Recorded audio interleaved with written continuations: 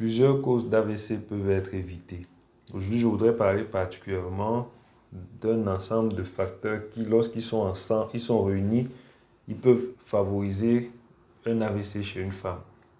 Donc, si vous êtes une femme et que vous êtes migraineuse, c'est-à-dire que vous avez un type de mal de tête qui n'a pas véritablement de cause, mais qui revient de manière régulière, qu'on appelle migraine, en général, ça prend un côté de la tête, parfois ça change de côté, mais le plus souvent c'est d'un côté, ça bat, c'est comme si le cœur battait, ça vient par crise, c'est-à-dire ça vient, ça dure quelques heures, parfois une journée, et puis ça s'arrête, ça gêne vraiment les activités quotidiennes, au point où parfois ça nous impose d'arrêter de travailler pour nous reposer un peu à l'abri de la lumière, à l'abri du bruit, pour que ça passe. Parfois ça s'accompagne de nausées, de vomissements.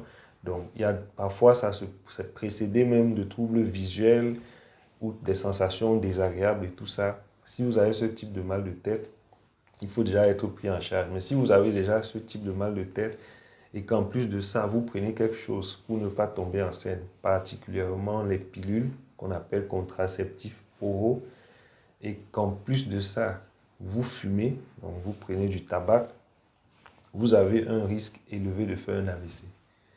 Et donc, comme il est difficile de dire qu'on va supprimer la migraine, parce que c'est quelque chose dont on ne connaît même pas la cause en général, et comme très souvent, c'est parce qu'on a besoin de ne pas tomber enceinte qu'on prend la contraception orale, le facteur sur lequel il est possible de véritablement agir, c'est le tabac. Donc de grâce, si vous fumez, voici une raison supplémentaire que vous devez pour vous inciter à arrêter la cigarette.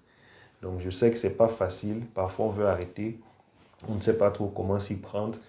Il y a un certain nombre de mesures qu'on peut respecter soi-même, mais parfois on peut se faire aussi accompagner. Il y a des spécialistes, il y a même des médicaments pour aider à arrêter de fumer. Donc, personne ne pourra avoir une excuse. Et ce n'est pas une question de quantité de fumée. Même quelques cigarettes de temps en temps peuvent déjà augmenter le risque.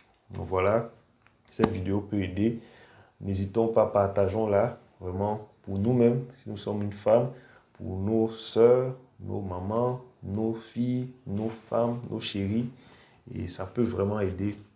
Comme je le dis toujours, ne nous laissons pas surprendre par la maladie, prévenons-la.